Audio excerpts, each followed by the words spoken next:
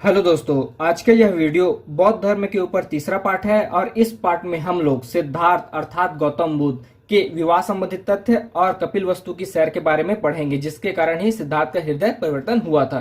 तो चलिए video start करते हैं। देखिए, सिद्धार्थ का विवाह होता है शाक के क्षत्रिय कुल की राजकुमारी यशोधरा के साथ, जो कि सिद्धार्थ की बुआ की पुत्री है। जिस समय सिद्धार्थ का विवाह हुआ उस समय सिद्धार्थ की आयु था 16 वर्ष और सिद्धार्थ और यशोधरा से एक पुत्र रत्न की प्राप्ति होती है जिसका नाम है राहुल। और जिस समय राहुल का जन्म हुआ उस समय सिद्धार्थ की आयु थी 29 वर्ष।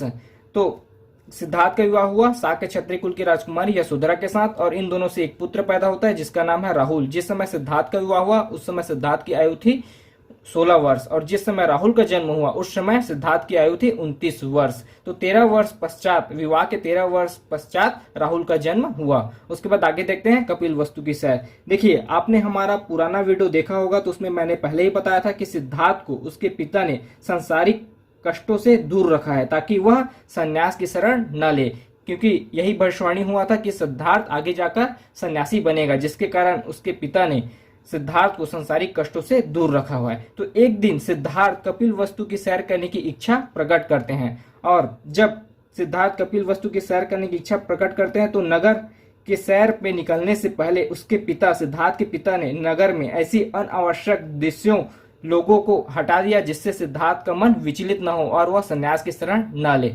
तो सिद्धार्थ अपनी इच्छा के अनुसार एक दिन कपिलवस्तु की सैर पे निकलते हैं। जब सिद्धार्थ कपिलवस्तु की सैर पे निकलते हैं तो उनके साथ जाते हैं खुद सिद्धार्थ और कंथक या कंटक, जो कि एक घोड़ा है जिस पर बैठकर सिद्धार्थ कपिलवस्तु की सैर पर निकलेंगे। और साथ में एक और व्यक्ति है जिसका नाम है चन्ना या छंदक, जो कि सारथी व मित्र है सिद्धार्थ के। तो ये तीन, सिद्धार्थ और उनका घोड़ा कंथक या कंटक और उनका मित्र व सारथी चन्ना या छंदक, ये तीनों कपिलवस्तु की सैर पर निकलते हैं। देखिए, उसके पिता ने तो ऐसी व्यवस्था की थी कि वह किसी भी अनावश्यक दृश्य को न देखे, लेकिन कुछ ऐसी घटना घटित होती है जिसके कारण सिद्धार्थ का हृदय परिवर्तन होता है। देखिए, जब सिद्धार्थ कपिलवस्तु की सैर पर निकलते हैं तो उन्हें पहला दृश्य दिखाई देता है एक बूढ़ा व्यक्ति।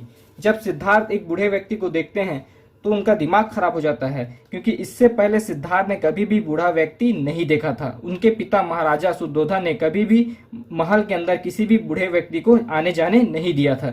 जब सिद्धार्थ एक बूढ़ा व्यक्ति को देखते हैं और अपने मित्र चन्ना या छंदक से प्रश्न करते हैं कि ये कैसा व्यक्ति है, तब उनका मित्र चन्ना या छंदक जवाब देता है कि जीवन की एक ऐसी अवस्था आती है जिसमें व्यक्ति दुर्बल व वृद्ध हो जाता है। तब सिद्धार्थ प्रश्न करते हैं कि क्या मैं भी समय के साथ बूढ़ा होऊंगा।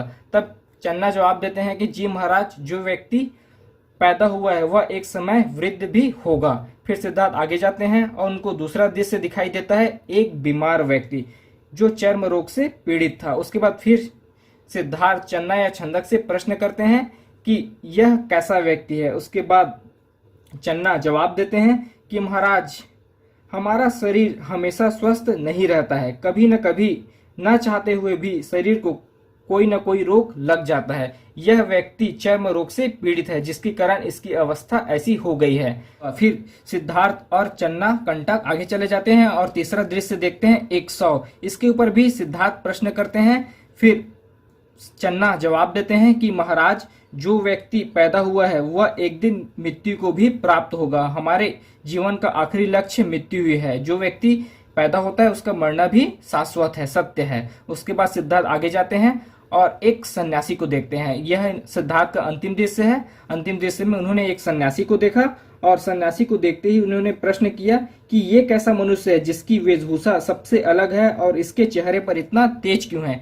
तब उनके सारथी चन्ना या छंदक ने जवाब दिया कि महाराज, यह एक सन्यासी है। इन्होंने सांसारिक मोह का त्याग किया है, गृह का त्याग किया है और सन्यास की शरण लेकर लोगों को शिक्षा दे रहे हैं। तब सिद्धार्थ यह फैसला करते हैं कि वह भी गृह त्याग करेगा और सन्यास की शरण लेगा। तो सिद्धार्थ ने कपिलवस्तु की सैर करते हुए 4 दृश्य देखे। पहला एक बूढ़ा व्यक्ति, दूसरा एक बीमार व्यक्ति, तीसरा एक शव और चौथा एक सन्यासी व्यक्ति। और सन्यासी व्यक्ति को देखकर ही सिद्धार्थ ने सन्यासी बनने का फैसला लिया कि वह गृह त्याग करेगा और सन्यास की शरण लेगा।